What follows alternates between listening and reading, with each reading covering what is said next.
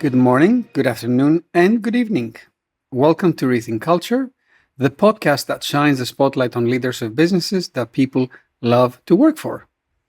My name is Andreas Constantinou, and I'm your host, and I see myself as a micromanager who turned servant leader, and in the process developed a personal passion for culture. Our latest project at Rethink Culture is the Culture Health Check, an online service that lets you measure your culture so you can manage it. Today, I have the pleasure of welcoming a special guest, Kristi Herold. Kristi is the founder and CEO of Jam. It's a business that has helped millions of people introduce play at work through more than 4,000 playful corporate events in over 30 countries. Jam has been awarded Canada's Most Admired Culture Award, and Kristi has been awarded Canada's Most Powerful Women Top 100. And she's also the best-selling author of the book It Pays to Play, which is how I got to know about her. Her vision is to get to 1 million people playing annually. She also tells me she loves to sing, and in her 40s she decided to teach herself how to play guitar so that she could sing along, and she loves to play anything from cards to theater to singing. So with that introduction, with that playful introduction, very welcome to the Rethink Culture podcast, Kristi. Thanks so much for having me, Andres. It's nice to be here. So, where do we start? Tell us what Jam does and how you got to founding Jam. Well, I started Jam about 28 years ago now, in 1996. It was originally called the Sport and Social Club. And I'd say the biggest portion of the organization, probably 85% of what we do, is actually operating adult recreational sports leagues. So think soccer, football, basketball, volleyball, curling, like ultimate frisbee, softball, kickball, all sorts of different types of sports. We operate in 25 cities now in Canada and the US, and I have a team of about 50 full-time employees and 500 part-time that are helping get thousands and thousands of people off the couch every day to play recreational sports. So that was the initial gist of what the business I started. And when I started it, it was just me back in 1996, and it's grown over the years. But then during the pandemic, we were told the mandates in Canada were incredibly harsh, and we lost about 18 months of revenue. We were not allowed to operate our sports leagues. And so it was during that time that we started looking, well, how can we connect people through play, which is our core purpose? How can we do that differently, because we can't play sports right now? And so we started these virtual team building playful events online for corporations. We produced over 1,500 events in that first year for companies all around the world. And those are things like escape rooms, scavenger hunts, game shows, all these different types of corporate events. And now that the pandemic is behind us, we still do virtual corporate team building events, but we also do in-person things like field days and office Olympics and scavenger hunts, amazing races. We do all these different types of corporate events for companies all around North America.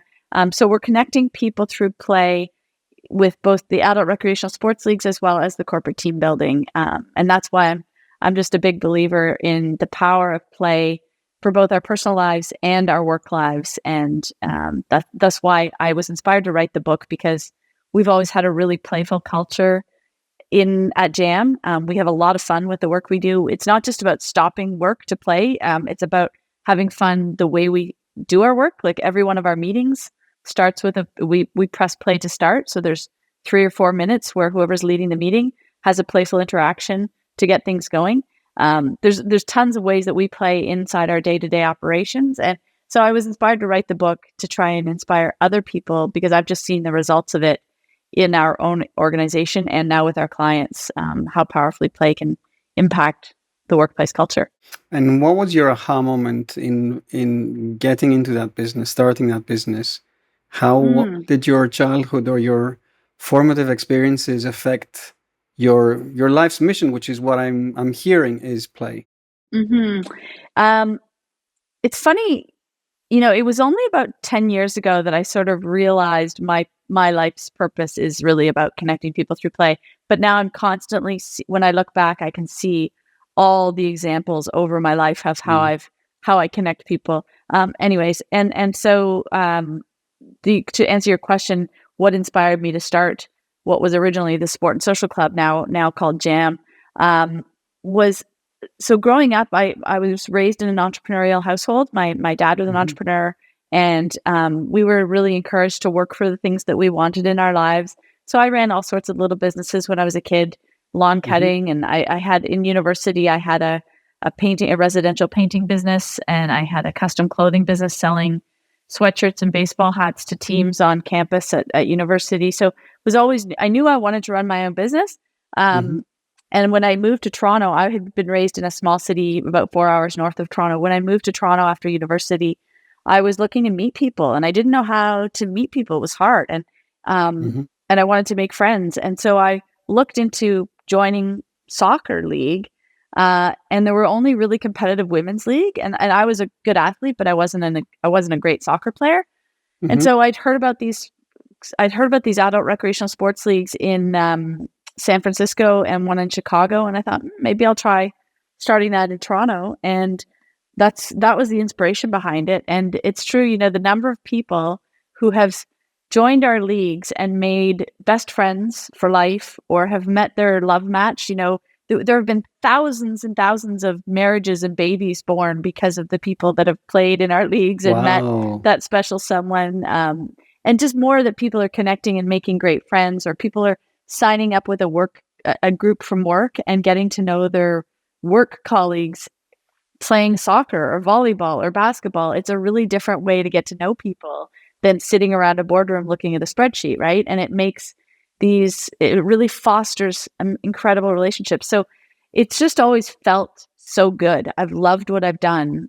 I just love what I get to do every day. I love how we're touching people's lives in such a positive way. Have you been able to inspire, or how do you inspire people at a bigger scale? So you said you have lots of teams you're enabling and clients in North America, but how do you get people in businesses to realize the value of play? I guess that's why you wrote the book. That's why I wrote the book. I do a lot of keynote speaking because it's a message I'm incredibly passionate about. And we have some culture consulting as well for companies that are interested, that are kind of like, how do you do this? Bring us in, and we can help people make their organizations more playful and more fun without stopping the work. Because we have to get the work done, right? You have to do your presentation. You've got to have those weekly touch point meetings. We need the spreadsheets in our lives to get business happening, but it's how you do it, how you have fun with the work you're doing is what we're really good at, And I think that one example was the how we onboard new employees. You heard about that through Joey Coleman. You heard Joey Coleman talking about our organization, and we have a really fun celebration when people arrive for their first day of work with us. We're all wearing our veterans on our team. When you get to your 1 year mark, you get officially drafted to the team as a veteran, and you get your Jam hockey jersey, and it's got Jam logo on the front and your name and number on the back. And your number is the year you started with us. So, so mine's a 96. I've been around a long time. Anyway, so we're all wearing our veterans jerseys, and anybody who's still a rookie has their rookie hoodie on. And when that new person walks in the door, we're there with the song. Their walk-up song is blaring, which we've asked them during their application, what's your favorite song? And we're high-fiving them, welcoming them they come into the boardroom, and then they see up on the boardroom, all of our remote employees are up on the screen. Whoever's working from wherever is there to welcome them. And then we do a very quick round of sort of 3 silly questions. It just gets passed around. Different people ask a question of the new teammate to get to know them very quickly. And then they start their day. It literally takes 5 minutes. It costs us nothing, but that's a day those teammates will never forget. They're never going to forget their first day at Jam. It makes them feel welcomed to the team immediately, and they realize this is a fun place to work. I like it here. right? So it's just, that's the kind of thing. We have loads of different ways that we integrate playfulness into the day-to-day work. You have to onboard people. How do you make them feel special? Because you go through so much work recruiting and hiring and training. You want them to stick around, right? So you got to start right away with having them feel great. Yeah, the first day at work is very much underappreciated by most people. I think it's a rule in most businesses that you get just, no thought put on the first day at work other than arranging a few meetings for you and, handing you your desk and your laptop. Yeah. And connection is the most important thing you can do on your first day, right? Absolutely. I think Joy puts it very well, Joy Coleman, that this is when you're starting on a new job, you've been really dreaming about this for a few weeks at least, if not months. And if you think about what other events in life you really develop such an anticipation for, like a wedding, for example, or a very special anniversary, and there's so much attached to these social occasions, but we have literally no celebration around that first day of work. Around the first day at work, yeah. It's really true.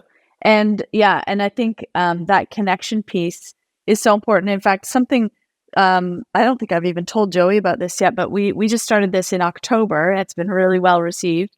I was thinking about when my kids started off in high school, they were put in these houses, sort of like Harry Potter. The Harry Potter, they have those 4 different houses. And I thought that would be a really fun thing to do at Jam.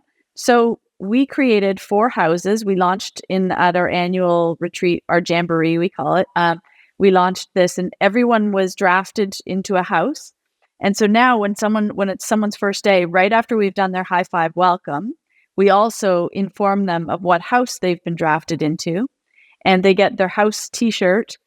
So we have 4 houses, and they're all different colors. And whatever house you're in, you kind of compete throughout the year doing community give back initiatives or just playful competitions and health challenges. And we constantly have fun things going on, and we sort of do it house against house. So it creates stronger connections within smaller groups right away. And every house is divvied up so that you're not just getting to know the people you work with in your department. You're actually getting to know people cross-departmentally because you've got these house opportunities to have fun competitions with and stuff. So it's just another really, again, it's like we're still getting the work done, but we've got these frameworks in place that allow us to have a lot of fun with the way we get our work done, which then form stronger connections and make people want to stay working with Jam because it's a great place to work. Do you get things wrong as you experiment and try new fun things to play?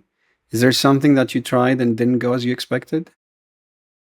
Do we get things wrong? I mean, absolutely. I'm sure we have. I can't think off the top of my head of anything that's gone, desperately sideways. But certainly something. We also have a mayor, and the mayor the mayor's in place for 4 months, and the mayor gets a little budget, and it's their job to plan social events during their term as mayor. And over time, we've sort of learned that sometimes the mayor was starting to take a little too much initiative. We sort of had to say, okay, come on, like that's a bit much. Let's slow that down, or let's dial that back a bit. The mayor's starting to get their groove. I mean, it's been years that we've been running these mayor campaigns, and they're super silly. I don't know. Over time, everything morphs and changes. That's natural, and we just try and keep finding better ways. I mean, find a better way is one of our core values. So we just keep trying to find better ways to improve upon the fun that we have and the work we have. All aspects of the business.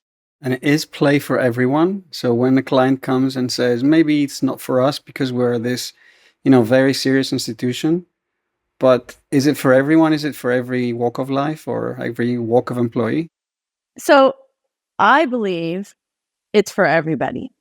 Let me ask you this. Would you rather work with an accounting firm, very important, serious business, right? Or lawyers, your legal firm? Would you rather work with a legal team or an accounting team that don't ever have any fun and they don't know how to laugh at themselves and have some laughs? Or would you rather work with accountants and lawyers that are humans that can have some laughs and have some fun and make a little time to have fun for themselves? I know what I would rather. And so, as an example, our accounting firm, Henderson Partners, we worked with them for 28 years. They are also one of our clients. They do corporate team building events all the time. They highlight their core values. They have so much fun with the work they're doing. And they're an accounting firm. So I'm kind of like, anyone who says, oh, we run a really serious business, we can't be having fun. Well, good luck retaining your people, because just because you run a serious business doesn't mean your people can't be having fun with the work they're doing every day and working with the people they work with. It's about fostering friendships. The easiest way to foster friendships is by spending some time playing together. That's how you get to know people as real people. And that's when people have friends at work, studies have shown they're far more likely to want to stay working at your organization. If they don't have a close friend at work, far likelier they're looking for another job somewhere. Like, the studies prove that. So I'm like, yeah, carry on running your boring, serious business. But if you're not going to have a little fun with the boring, serious work you do, you're not going to have a lot of people wanting to stay there for very long. Right. So I think play is for everybody. I would go toe to toe with anyone who says they have no time for fun. There's a couple more benefits that I'm realizing as you were talking. So one is it might be Socrates or some other ancient Greek philosopher who said that you can learn more about a person, about someone, through an hour of play than a year of conversation, of discussion. Yeah. 100%. I use that in my keynote, and that's thousands of years old, that quote, right? Yeah. So true. You learn so much from playing together. You get to know people as human beings. People then, once you feel comfortable with someone, you're far more likely to trust them. So you're willing to be vulnerable with them, which then means if I have a crazy idea in my head, but I don't entirely trust you, I might not be willing to put it out there because I'm afraid you're going to laugh at me or make fun of me. And so then I'm just like, I'm going to keep that idea to myself. What if I have an idea to come up with this smartphone that can do all these fancy things, and I kept that to myself, right? Like, you know what I'm saying? What if I have this groundbreaking idea? If I'm not comfortable with the people I work with to put it out there, what could the business be missing out on? Whereas if you have this workplace that embodies friendship and trust and vulnerability and safety amongst people, are going to be very willing to throw out crazy ideas. 99% of them might be dumb, but there might be one piece of gold there that could drastically change your business. So that's why fostering friendships, it's another reason why fostering friendships is incredibly powerful. Another reason, we're big believers in teamwork. I always talk about my team. They're my team. We are not a family, to be clear. I don't believe that family has a place, and it's important, and it's outside of work. Work is a team. It's like a sports team. You must perform to stay on a team. You don't get unconditional love on a team like you should in your family. Family is for unconditional love. Team, you got to perform. So being part of this team, you can still have lots of friends on your team, right? You think about these most professional sports teams in the world. A lot of these people are friends with each other. These women playing soccer together and men playing football together. They're good friends with each other, but they still have to perform to stay on that team.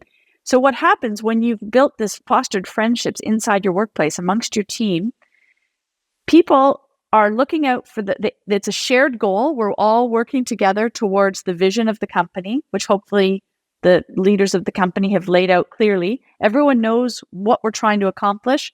How are we going to do this? I'm comfortable sharing ideas. If I feel like I've got a good handle on my work today, and I look over at my friend, Steve, and I go, Steve looks kind of stressed. He's overwhelmed today. I'm kind of done what I need to do right now. I should see if he's okay. Hey, Steve, do you need a hand with anything? Can I help you? Because you seem underwater. If I don't care about Steve as a friend, if I'm not close to him, I mean, might look over at Steve and go, God, he looks stressed. I'm out of here. That's the difference. When you foster friendships amongst your team, you're fostering a willingness to want to help each other out. So pick each other up when you're down and help make everybody shine together. If you don't have friends amongst your teammates, that doesn't happen. So there's a lot of powerful reasons why integrating playfulness in the workplace makes huge, huge impacts at the end of the line on the business, And to build on what you said earlier, vulnerability. So I'm a big believer. I consider it de facto, actually. Trust is based on vulnerability. This is the notion and framework pioneered, among others, by Patrick Lencioni in his five dysfunctions of a team. 5 dysfunctions of a team, yeah. And he explains it very nicely. And then also the other one, which I look up to, is Brene Brown, who talks about that without vulnerability, you carry this 10-ton shield, which you pretend being someone else and than you are because you want to protect yourself. But that essentially blocks you both from being in touch with your true self, but also from meaningful interactions with your colleagues. So whichever way you look at it, we know that play creates vulnerability naturally and creates trust, therefore. And I've never, ever heard of play as a technique for facilitating vulnerability. And people do workshops and do kind of, strengths finders and various different things for creating trust. But play is such a natural way of creating vulnerability. It's so natural. Yeah, think about like improv. You do an improv class. You're playing, right? You're acting. And you have to be so vulnerable to perform in front of people, right? So, like improv is a perfect example of playing and being vulnerable and trusting your teammates to be okay with you being vulnerable that way. And then at the end of a improv session, you're having some laughs together and you're like, that was hilarious when, and all of a sudden now you've fostered this friendship with someone that you may not have otherwise. And so then you bring that back into the office, and what a powerful connection you've just created. I know if you ask any of my employees what their favorite thing about working at Jam is, they will 100%, like, I'd be willing to bet it's over 90% the answer would say the people, because they've fostered friendships with these people, because we've created opportunities for them to foster friendships, right? So it's a really powerful thing. And the people who join, are they naturally open to play, or do they drop their shield when they join? Our teammates? Yeah. Well, that's a good question. I mean, when we hire new employees, there's some playful aspects to the interview process. Actually, our interview, the first interview anyone goes through is a group interview. So it's not a one-on-one interview. You're sitting in a room with 8 or 10 people. So we're immediately watching how are people interacting with each other, and are they willing to have some fun? And we ask some silly questions right off the top to just loosen the mood a little bit. You sort of see, and now we are never ever looking for, we don't really call it, we don't look for cultural fit. We look for culture complements. So we're not looking for everyone to fit the exact same mold, but we want people who will complement our culture and enjoy, if someone doesn't enjoy play, they're probably not going to enjoy working at Jam. It's probably not the right thing. Like if they're just can't laugh and can't have some fun, it may not be the right place for them. And that's okay. Like Jam's not for everybody. But most people who join, I think, immediately realize, like with that onboarding, they're like, oh, this is a group that likes to have fun. And yeah, we do. We like to work hard and we like to have fun. And so I think it just helps finding ways to connect people, to get to know each other personally a little, like as fostering those friendship opportunities does allow for that shield, whether they've had it or not. It definitely allows for them to free them of it, because they realize it's a safe place to be who they are. Do you ever feel that performance antagonizes play? I'm not sure I understand the question. Performance antagonizes. Yeah, if performance is at the detriment of play, or plays at the detriment of performance.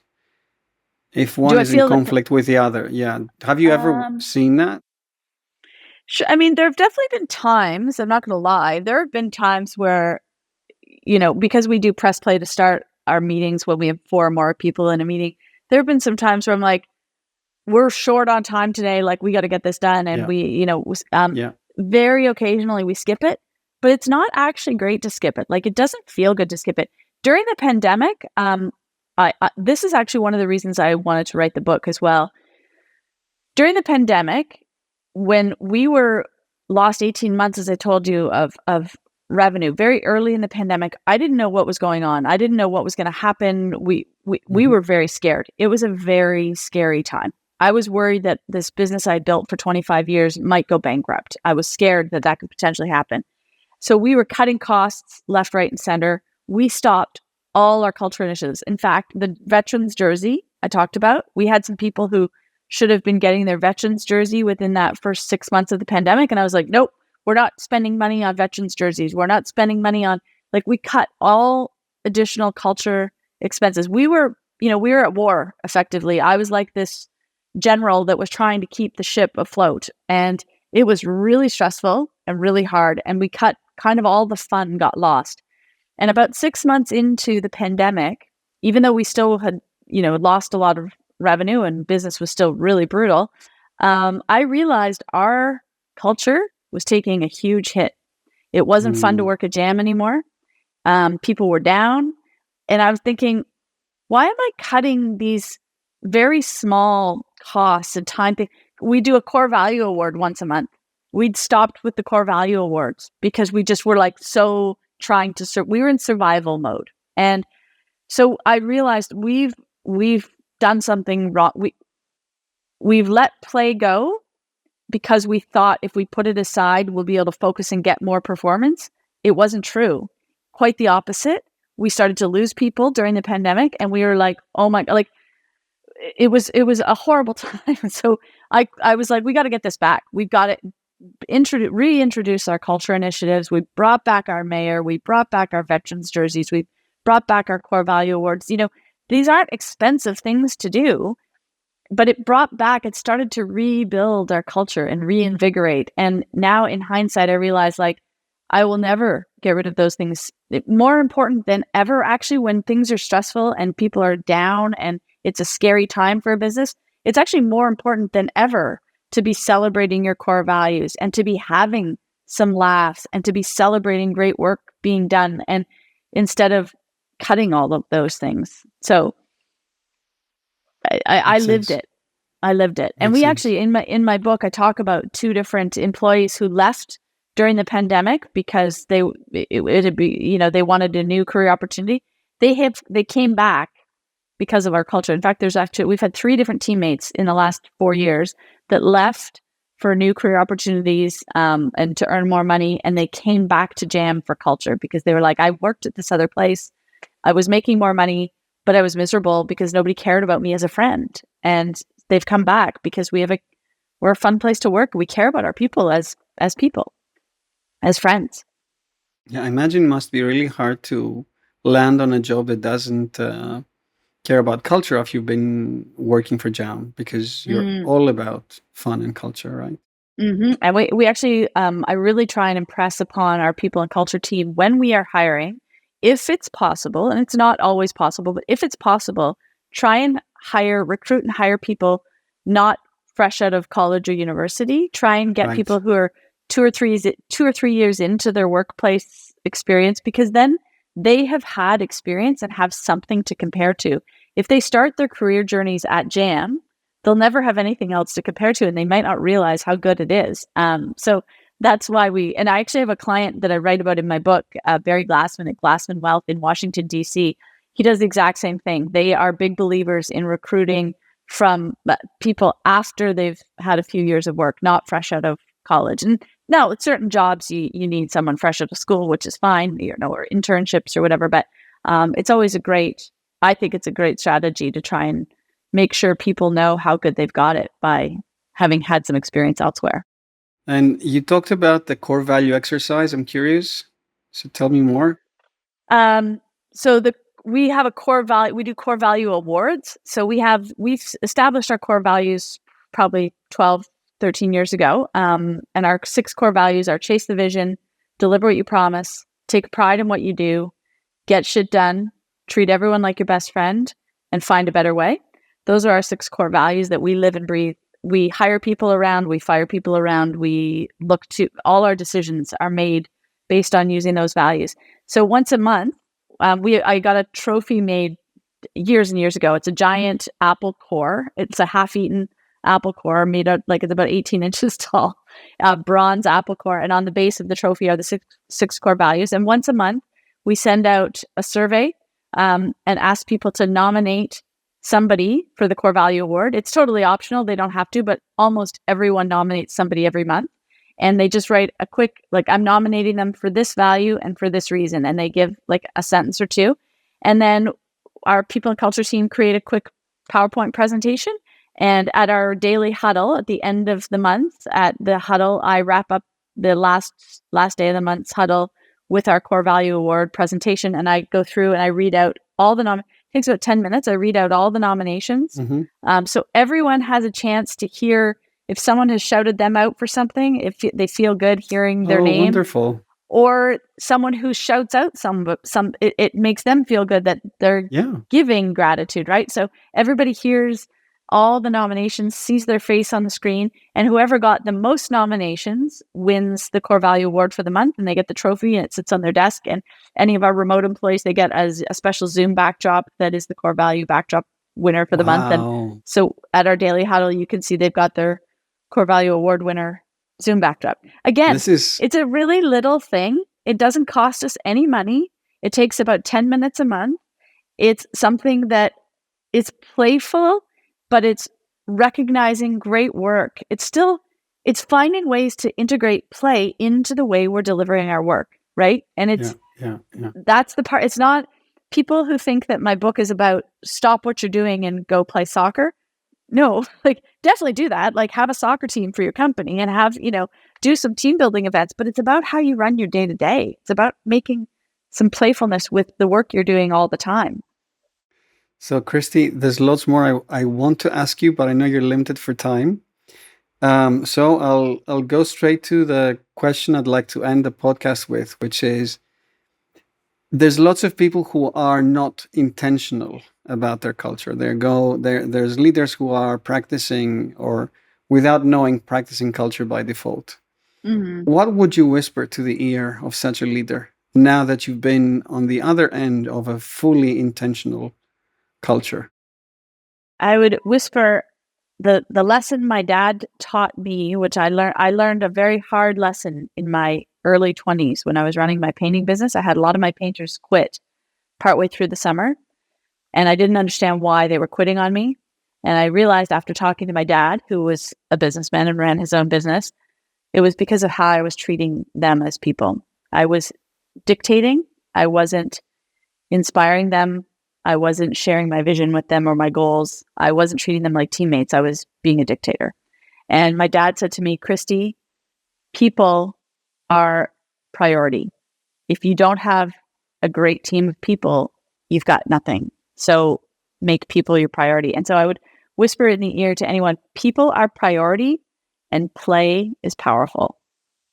Those are, make people priority by having some fun with some play and because it's powerful, you'll get back a lot of value from doing so. Any book or any resource or any movie or anything you'd like to leave us, any parting thoughts you'd like to leave us with?